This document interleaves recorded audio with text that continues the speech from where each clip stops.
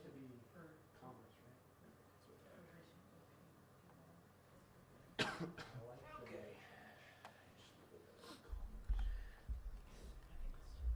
Kirby, thanks for being here. No problem. Can you just talk about what the emotions were like after Saturday's game? Yeah, I mean, nobody wants to go out losing, and especially when you have a good chance of going out there and beating your opponent, and that's what we did. We gave ourselves a chance to win. It's hard to be sad. My wife keeps telling me, like, how sad are you? Are you super sad? And I'm like, I am, but we were picked 6th in the conference, and nobody thought we'd go out there and play for the conference championship. And we went to the second round of playoffs and Division I playoffs, and no one's done that here. So we don't have anything to hang our head on, and so I'm just kind of blessed to have an experience like that. KP is, I feel like he's always talked about year 3 of him being here as like the year where things are gonna, the program has been established by then. Yeah. How do you sum up what this season was like?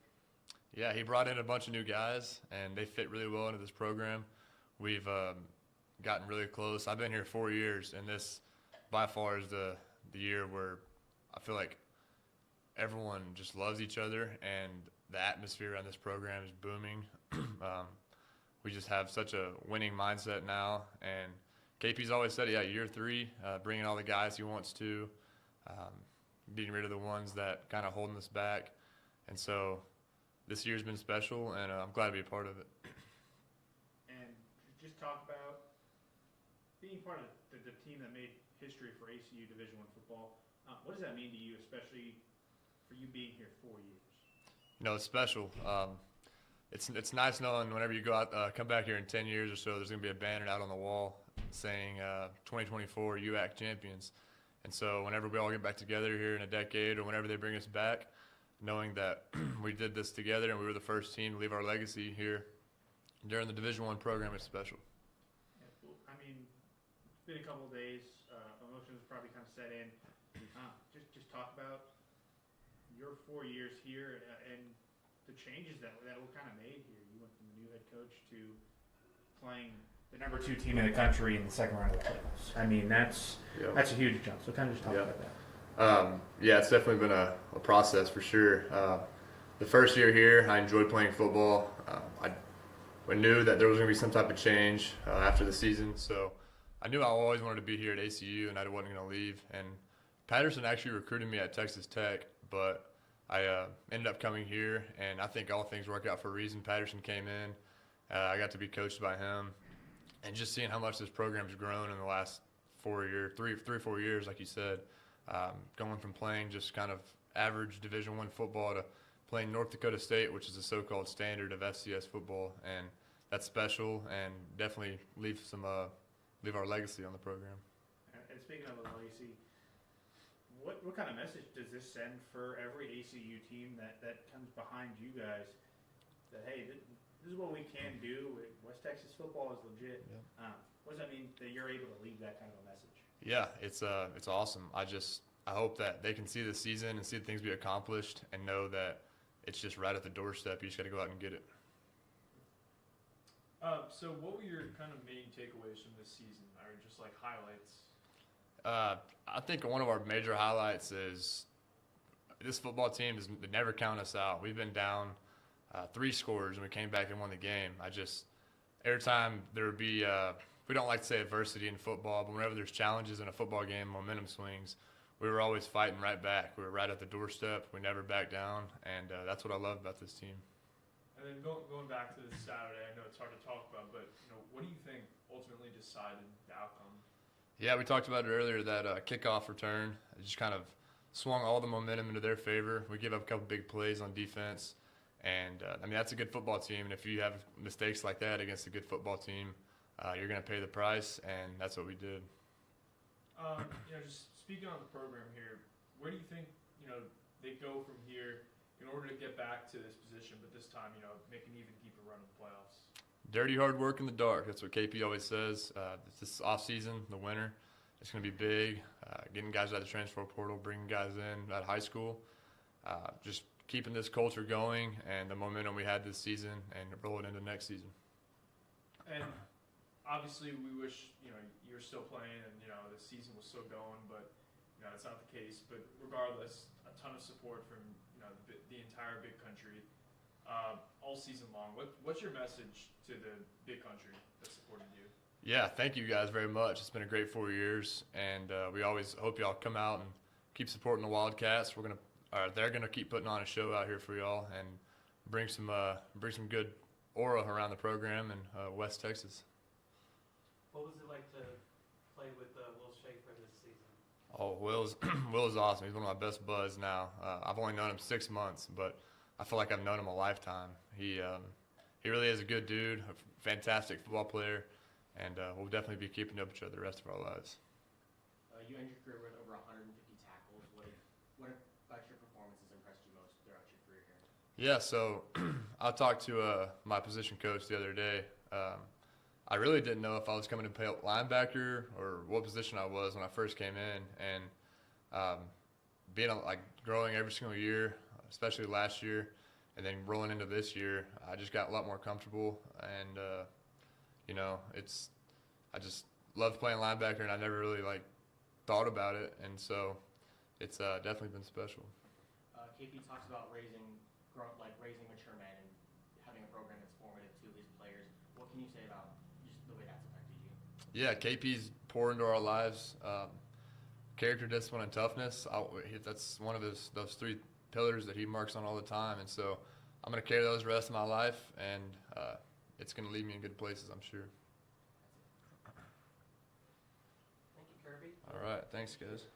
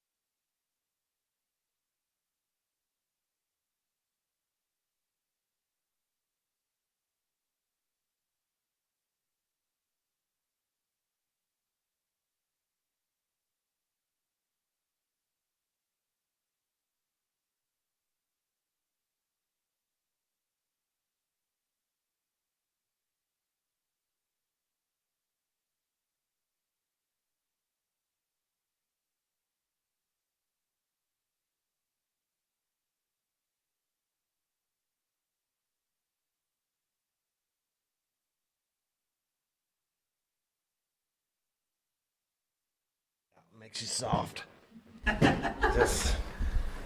just jet black coffee. I guess I'm Coach, good. mind holding it? Hold it. Okay. Thank you. Beautiful. Is my Starbucks coffee out of the deal? I don't want to advertise for it. Can I have those? Normally it's Summer Moon. Try to go a little bit that way. I'm trying to get Juan to give me a NIL deal. Actually, I got it. We're good. You good?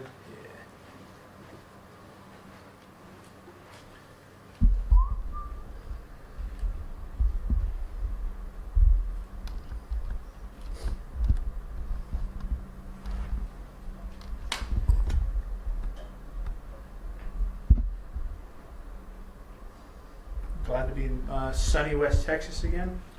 You know what? It wasn't bad at all. Sunny Fargo. It was sunny on Saturday, yeah. Yeah. You love that. Kind of balmy. Yes. However that works, apparently. Yeah. I thought it was colder when we stepped off the plane in Abilene, honestly. I've always said that. Like when I was at coaching in Pittsburgh, I would come back and to the Midwest and freeze because people underestimate the wind and the humidity in the air. The wind chill in the Midwest is no joke. Like I never felt like cold in Pittsburgh. It's Like- a lot of flat here, so there's nothing to stop that. Same thing in Utah. Like snow everywhere, but like, I mean, It's cold at Acrisure though, the stadium, because the lake. yeah, Where? yeah. Acrisure Stadium, home of the 6-time Super Bowl champion. No, you're talking about Hines? Sorry. Right. I never felt cold at Hines. I mean, maybe because I was in the press box most of the time. Coach, now that we've had a day and a half to reflect on Saturday, can you give your Yeah, that one? I felt like that.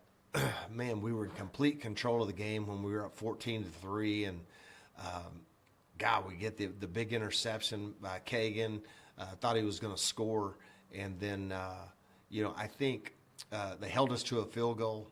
Then we turn around and kick off to them, and just like that, they run the kickoff return back. And I was asking the post-game interviews, they felt like that was a big momentum and could really feel the momentum shift. And I've always said it, special teams plays create that a lot of times. When you get a block punt, you get a punt return for a touchdown, a kickoff return for a touchdown.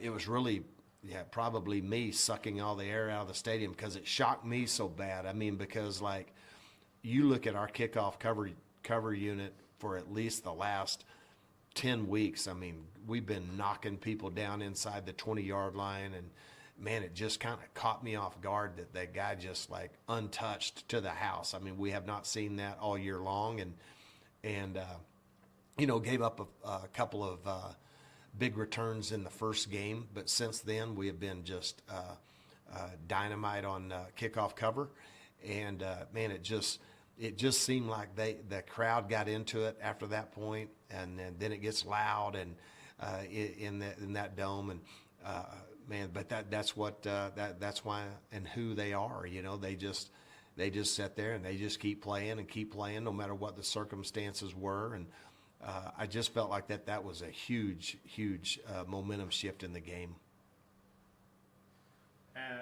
Going to Saturday, you talked about going on the road and silencing a crowd. Well, you guys did that right off the bat. Just talk about that, how good that felt to be able to go do that against a team like that. Well, I knew that we were because there's been so much focus on our offense this season. People quietly were underestimating us on defense, I think. When you look at the last 7 games, maybe last 8 games of the season, I think it was, I'd calculated it and then showed it to our own defense. I don't even know if they really knew the improvement that they had made. But I think for sure the last 7 games, we were giving up about 116 yards a game on the ground. We were giving up about 240 to 250 through the air. And for our guys to go in there, and I felt like defensively, I felt like we dominated the line of scrimmage. They were 1 for 10 on third down. If you look at the last 3 weeks of the season, teams converted 7 out of 40 third downs. So, I mean, we finished at 65% of the time getting off the field on third down. These guys were scoring touchdowns like 80% of the time they got in the red zone. We stopped them 4 times the other day in the red zone. That was huge. And it's what really kept us in the game. And to hold them to 101 yards of rushing, like that doesn't happen to North Dakota State very often. So, man, I was so proud of the improvement that our guys had made. And we knew going into the game is about the ball. And there's 4 plays that really, you have 3 turnovers on offensively, and then you got to give North Dakota State credit. Those were not not being careless with the football. Those were takeaways. I mean, they forced them, and that's what good teams do, and that's what good defenses do, and they did that. And then the big kickoff return was just huge in the momentum shift during that game. And at the end of the day, they made the plays that it took to win the game. I don't think the score is obviously indicative of how close of a football game it really was. Even at 20-17 at halftime, I still felt like that we had a great opportunity to win the game. We'd been in that situation all year long, so our kids were completely confident at halftime. And I mean, regardless of the score, regardless of the outcome, it seemed like you guys sent a message to not only North Dakota but the entire country that ACU is legit. Like it's not a lucky thing that you guys were there. How good did that feel to be able to send that kind of a message to the nation? Yeah, we really had full expectations to go. It's like I said in the post-game interviews, like our expectation was to go in there and win.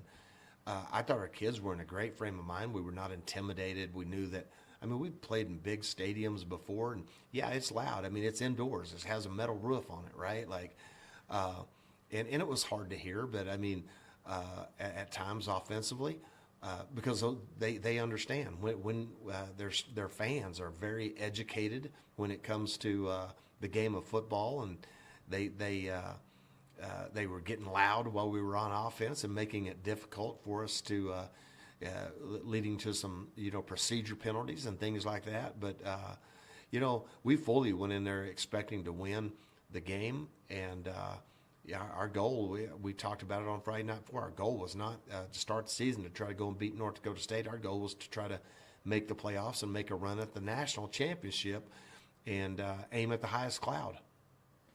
And now the season's it's come to an end.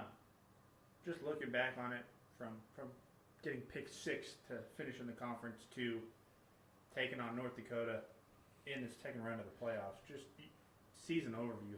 How are you reviewing this season? Yeah, to me, with it being the end of year 3, I'm kind of old school coach, right? Like used to, everyone would say, "Hey, what's your 3-year plan?" And that's about all the time you had to turn the program around before they fired you. So I'm old school when it comes to that. So I really reflect on the big picture, and I look at these young men who have been with us for 3 years and what they've accomplished. I mean, their home record is 12-4. I think their conference record, they've only lost 5 times in conference in 3 years. You look at their overall record versus non-FBS programs, they're 21-11. You look at the number of ranked teams they played in some of those 11 setbacks. And what probably the most impressive thing they've done, we've played 36 football games during my career here. 22 of those have been on the road. So I think that is, I mean, to sit there and have a 21-11 record versus non-FBS opponents, not counting Texas A&M and Texas Tech and Missouri and North Texas. I mean, I can't say enough. They've played for 2 conference championships. They've won one. First Division I team in program history to make the playoffs and win a playoff football game. So, and do it in convincing style, and then be able to showcase against a premier football program in all of FCS football. So the legacy that this group of young men have left on our program, man, I can't say enough about it and what they've done and how much I appreciate everything that they've done for us as a program moving forward. And speaking of the program moving forward, you've set the new standard for ACU football. So what's the next step for ACU? Yeah, to me, it's win a national championship. I mean, I'm not afraid to say it. We've sat here and we every year our goals have been, hey, we want to go undefeated at home. Well, in 3 years they went 12-4. They lost by 1, by 3, by 3, by 7 to the number 4 team ranked in the country, the number 9 team ranked in the country, the conference champion in the Western Athletic Conference, and to the runner-up in the United Athletic Conference a year ago. So that's something to be very proud of. So they've made Wildcat Stadium a place where we win football games. They've played for 2 conference championships. That's our second goal. We've done it 2 out of 3 years. So now that becomes an expectation in my book.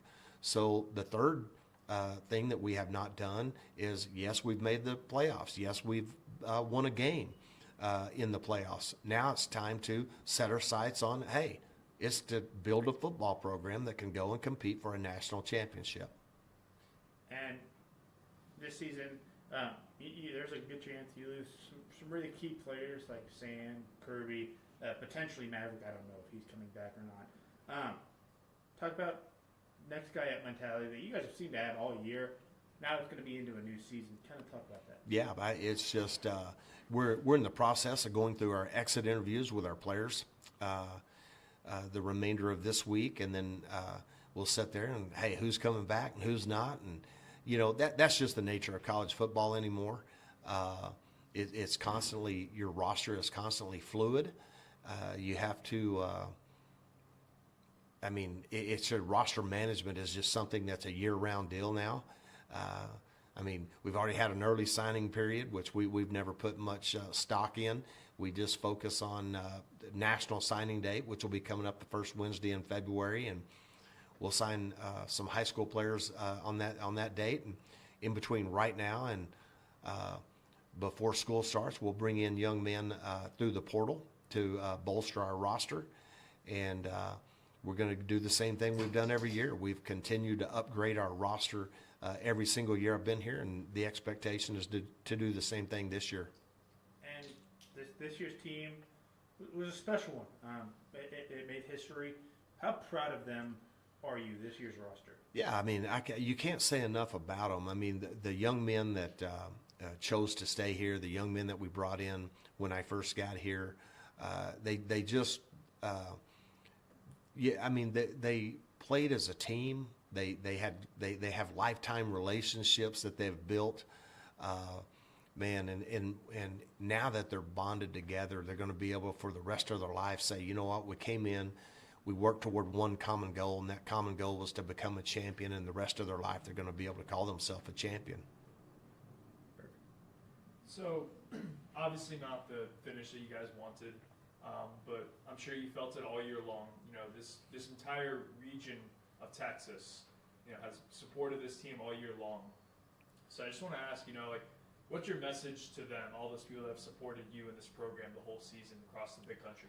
Yeah, and that we've talked about that since January. We want to become a football team that this region of the country, whether it's big country, West Texas, the city of Abilene, former alumni, former players, we want to put a product on the field that people can be proud of. I think we accomplished that. I think we checked that box, and then all the way from the Texas Tech game, the fight, the never say die mentality, just keep coming back. And you saw it again Saturday. We kept getting to within 10 points and just trying to overcome that, and then didn't make the plays when we needed to. But I cannot say enough to the people who have come out and supported these young men. They deserve it.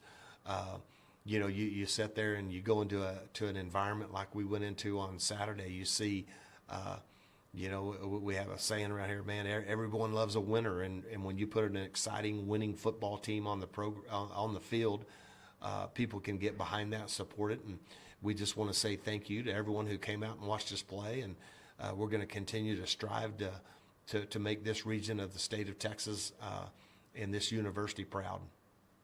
And then just looking back on this whole season, what are some main takeaways or highlights? What are some main things that you're going to look back on and remember from the season? Really just I think the number of times that we were down and we came back. Whether it be the Texas Tech game, the Northern Colorado game, the Tarleton game, we just never. No matter what the circumstances, our kids just kept playing the next play type mentality, and that's probably the single thing. It's just the team, the continuity, the closeness of this particular football team. They truly, genuinely cared for one another. They played for each other. We didn't have any superstars. We had a bunch of really good players on both sides of the ball. They say it all the time that championship teams exhibit one heartbeat, and I think that is probably what best describes this group. And then lastly, people that have been watching this team all year long, and especially now they know what ACU is all about after this past game. I guess what's your message to any potential athletes that are wanting to come here and be a part of these programs? Yeah, I mean, it's a great place to go to school and a great place to come and play big-time college football and showcase your skill against some of the best. I mean, when you look at it, I mean, got TCU on the schedule next year. We played Texas A&M, Texas Tech. You know, you can come here and play big-time college football, get a great education, and do it in an environment where, man, it's just kind of the purity of college football. It's about earning a degree. It's about getting a great education. It's about being a quality teammate and being a good teammate and enjoying it and not necessarily have the high-powered pressure that you have maybe in some of the FBS conferences. So it's just a great opportunity, and that's really what we've provided to a bunch of young men, and they've made the most of it. One of your big off-season additions was offensive coordinator Rick Bowie. You're led your offense really well this year, almost a 4,000-yard passer, 1,000-yard rusher, and then 2,000-yard receivers. What can you say about his effect? Yeah, I mean, it's a player's game, number one. Rick's done a good job of implementing his system. Your system works a lot better when you got good players, and we surrounded, and he knew it, and I told him when we interviewed Rick that, look, you got running backs, you've got wide receivers, you've got tight ends, you got an experienced offensive line. The ball is setting on the tee, you can come and knock it off. You know, and that's where really, like, it's just, man, we appreciate everything that Rick has brought to the table, but I'm telling you, at the end of the day, it's a player's game. And those players, he did a good job designing a system to get those guys the ball, and good players make you look good as a coach for sure. It's easy to look and talk about the seniors and the experience that played really well this year, but you had some younger guys also make some significant contributions this season. What can you say about them? Yeah, I mean, it's the thing that I appreciate about some of these young men that we brought in here, from Nehemiah Martinez and Maverick and Sam Hicks and Tay Yanta. I mean, all the guys, like, over the course of the 3 years, the young men from, Jed Castles, Blaine Taylor. I mean, those guys have shown the younger guys, here's the way you do things, here's how you operate. And that's how you can continue to build upon that success, is that to watch Sam Hicks, it's no shock. Just watch him practice.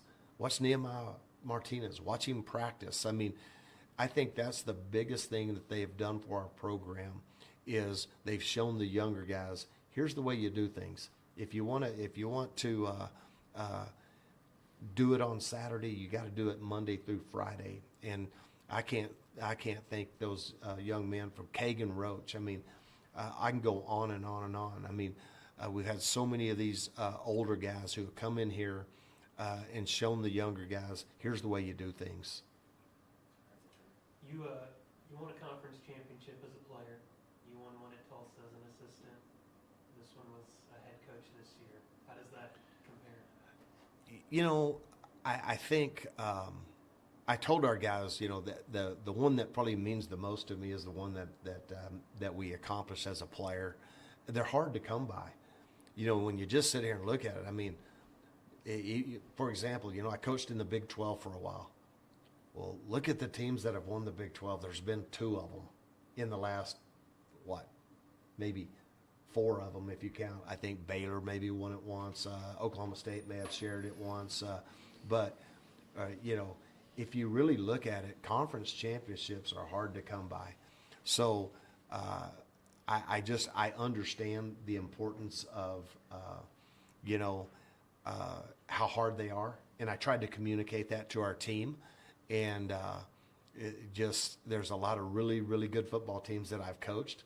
Some of the best teams I've coached have fallen short, And like I said, we played for it, I think 4 times maybe when I was at Tulsa, and we won it once. And our best team didn't win it. And so I just say that it's something very special and something that I hold in very high regard.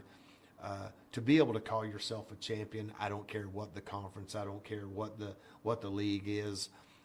Man, there's just something about playing and coming together, and especially in football. You're trying to get 100+ people to become like-minded and work toward a common goal. And man, there is just such a sense of accomplishment when you can do that, because it's not easy to do. Each team meeting, you've had a slide of the jersey, of leaving it better than you found it. How do you think this year's team did that? Well, again, I think there were a lot of firsts. Obviously, the first Division I conference championship in the history of the school, the first NCAA playoff in the history of the school, the first win in Division I playoff history. That's a good start. Becoming a conference champion is another part of it, I think. And then when you look at what they have done, I've said it over and over again, what they've done accumulatively from, man, their record at home is 12-4 in 16 opportunities. They have a winning record. They're leaving here with an overall record of 21-11 versus non-FBS opponents. I mean, I keep referring to that because I think it's important. You know, I can't say enough. What's more important to me is, and my challenge is, I hope they've left here the man inside the jersey better than we found it. You know, it's about what's inside of a man. You know, so that's really been a huge emphasis for me. Is yes, leaving the jersey better than you found it is important, but more importantly, do you leave the man inside the jersey better? Thank you, Coach. Appreciate it. Appreciate you, Coach. Thank you, guys. Would you like to give a birthday shout out to James? What? Let's sing happy birthday to him.